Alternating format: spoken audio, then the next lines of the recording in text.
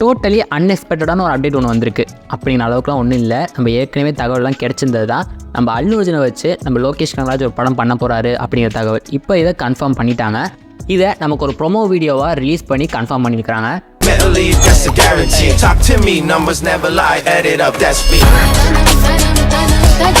அந்த ப்ரொமோ வீடியோவில் என்னென்ன விஷயங்கள்லாம் காட்டியிருக்கிறாங்க, இன்னும் இந்த படத்தை பற்றி ஒரு சில அப்டேட்ஸ் அப்படிங்கிறது கிடச்சிருக்கு. ஸோ அதெல்லாம் என்னென்ன அப்படிங்கிறத பற்றி இந்த வீடியோவில் டீட்டெயிலாக பார்க்க போகிறோம். ஸோ வீடியோவை ஸ்கிப் பண்ணாமல் பாருங்கள். So let's start the video. நீங்கள் பார்த்துட்டு இருக்க ஸ்பாட்லைட் தமிழ் சேனல். நான் உங்கள் தர்ஷன்.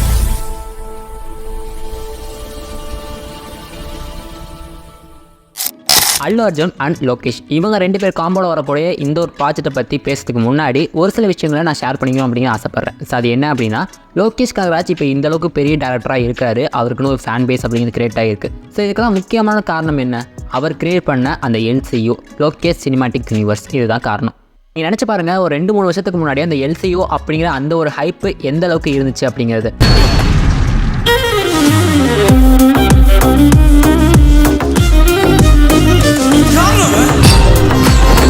அந்த டயத்தில் லோகேஷ் கனகராஜ் மேலே இருக்க எக்ஸ்பெக்டேஷன் அப்படிங்கிறது பீக் லெவலில் இருந்துட்டு இருந்துச்சு. ஆனால் இப்போ அது எல்லாமே கொஞ்சம் கொஞ்சமாக குறைச்சிட்டு தான் இருக்குது அப்படிங்கிறத உண்மையான விஷயம். அதுக்கு காரணமும் நம்ம லோகேஷ் கனகராஜ் தான் சொல்லி ஆகணும். லியோ படத்தில் எக்கச்சக்கமான LCU கனெக்ட் அப்படிங்கிறது இருக்க போகுது. ரோலெக்ஸ் உள்ள வர போகிறாரு, விக்ரம் உள்ள வர போகிறாருன்னு சொல்லிட்டு எக்கச்சக்கமான ஹைப்பை கிரியேட் பண்ணி, ஆனால் கடைசியில் பார்த்தா அந்த படத்தில் பார்த்திபனா லியோவா இல்லை 2 பேருமே ஒரே கேரக்டரா அப்படிங்கிறத சிம்பிளாக ப்ளே பண்ணிட்டு போயிட்டாரு.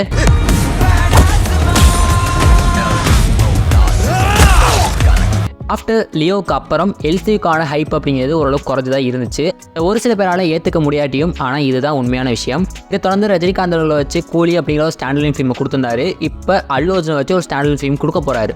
இது இப்படியே கண்டினியூ ஆகி போயிட்டு இருந்துச்சுன்னா LCU அப்படிங்கிற ஒரு ஹைப் அப்படிங்கிறது கொஞ்சம் கொஞ்சமாக இல்லாமே போயிடும். அப்போ என்ன தான் ப்ரோ சொல்ல வரீங்க, லோகேஷ் கனகராஜ் ஸ்டாண்டர்ட் ஃபிலிமை பண்ணக்கூடாது அப்படின்னு சொல்ல வரீங்களா அப்படின்னு கேட்டால் அப்படி கிடையாது.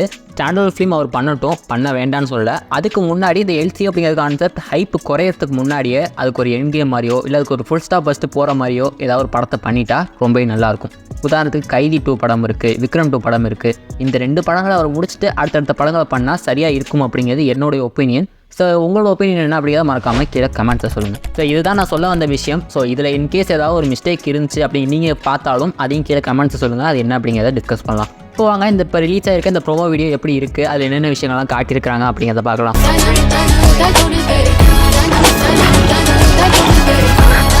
ஸோ இந்த வீடியோவை பார்த்த வரைக்கும் இதில் பெருசாக நம்மளை வந்து டீகோட் பண்ணுற அளவுக்கு பெருசாக எதுவும் இல்லை.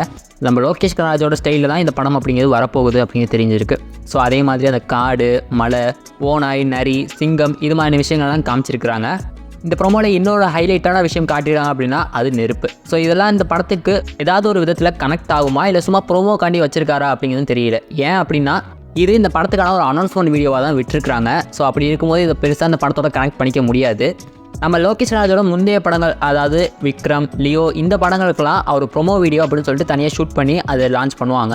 ஸோ அந்த டயத்தில் அது எல்லாமே எதுக்கு இந்த ப்ரொமோ ரிலீஸ் பண்ணுறாங்க, இந்த ப்ரொமோவில் அப்படி என்ன காட்டியிருக்காங்க, இது என்ன கதை சொல்ல வராங்க அப்படின்னு நமக்கு தெரியாமல் இருந்தாலும் ஆஃப்டர் இந்த படம் ரிலீஸுக்கு அப்புறம் இது தான் இந்த படத்தை இந்த ப்ரொமோவில் சிம்பிளாக சொல்லியிருக்காங்க அப்படிங்கிற மாதிரி நமக்கு தெரிய வந்துச்சு. ஆனால் இதுலேயும் பெரிய ட்விஸ்ட் ஒன்று இருக்குது. அது என்ன அப்படின்னா, நம்ம லோகேஷ் கனகராஜோட டைரக்ஷனில் கடைசியாக வந்த படம் நம்ம தலைவர் சூப்பர் ஸ்டார் ரஜினிகாந்த் அவர்களை வச்சு கூலி. அந்த படத்தோட ப்ரொமோவை எடுத்து பார்த்தீங்கன்னா அந்த ப்ரொமோவுக்கும் அந்த படத்துக்கும் எந்த ஒரு சம்மந்தமுமே இருக்காது. அந்த ப்ரொமோவில் ஹைலைட் பண்ணி காட்டியிருந்த அந்த கோல்டாக இருக்கட்டும், அந்த வாட்சாக இருக்கட்டும், ஸோ அது எதுவுமே அந்த கூலி படத்தில் கனெக்டே ஆகியிருக்காது. உண்டு, சுகம் உண்டு, மது உண்டு, மாது உண்டு, மனம் உண்டு என்றால சொர்க்கத்தில் இடம் உண்டு போடா. ஆனால் எதுக்காக அதெல்லாம் ஹைலைட் பண்ணி காமிச்சிருந்தாருன்னு சொல்லி நமக்கும் தெரியல, அவருக்கும் தெரியல. வேறு ஏதாவது காரணம் இருக்கலாம். அது ஒருவேளை உங்களுக்கு தெரிஞ்சிருந்தால் கீழே கமெண்ட்ஸை சொல்லுங்கள். ஸோ நானும் தெரிஞ்சுக்கிறேன். இப்போ ரிலீஸ் ஆகியிருக்க இந்த அனௌன்ஸ்மெண்ட் வீடியோ அப்படின்னு எடுத்துக்கிட்டால் ஃபுல் அண்ட் ஃபுல் ஒரு அனிமேஷன் வீடியோவாக தான் அது போய்கிட்டு இருக்கு. அதில் காமிச்சிருக்க விஷயங்கள்லாம் பார்க்கும்போது எனக்கு எதனால் இப்படி தோணுது அப்படின்னு தெரியல. எனக்கு அது ஒவ்வொரு ஃப்ரேமையும் பார்க்கும்போது எனக்கு லியோ படம் தான் ஞாபகம் வருது. அந்த ஓநாய், அந்த சிங்கம், முக்கியமாக நம்ம காப்பு, குறிப்பாக ஒரு ஃப்ரேமில் அல்லு அர்ஜுனோடைய கண்ணை காட்டுவாங்க. அதெல்லாம் பார்க்கும்போது அப்படியே நம்ம தளபதியோட லியோ படம் தான் எனக்கு ஞாபகம் வந்துச்சு. Bloody sweet. ஸோ எத்தனை பேருக்கு இதெல்லாம் நோட்டீஸ் பண்ணி அப்படின்னு தெரியல. ஒருவேளை நோட்டீஸ் பண்ணியிருந்தீங்கன்னா ஸோ மறக்காமல் கீழே கமெண்ட்ஸை சொல்லுங்கள். அதை தாண்டி இந்த வீடியோவில் நான் கவனித்த விஷயம் அப்படின்னு நம்ம ராக் ஸ்டார் அனிருத் அவர்களுடைய பேக்ரவுண்ட் ஸ்கோர். ஸோ எப்போதும் போல் அவரோட ஸ்டைலில் இந்த படத்தை பண்ணியிருக்கிறாரு. ஸோ ஒரு இங்கிலீஷ் ட்ராக் மாதிரி தான் பின்னாடி பேக்ரவுண்டில் போய்கிட்டு இருக்கு. அந்த விஷுவல்ஸுக்கு ஏற்ற மாதிரி இந்த பேக்ரவுண்ட் ஸ்கோர் அப்படிங்கிறது அமைஞ்சிருக்கு. இதே மாதிரி தான் லியோ படத்தோட ப்ரொமோ வீடியோவிலையும் ஒரு இங்கிலீஷ் ட்ராக்கை தான் பேக்ரவுண்ட் ஸ்கோராக கொடுத்துருப்பாரு. ஸோ இதே மாதிரி இந்த படத்துலையும் அப்படி தான் வந்திருக்கு.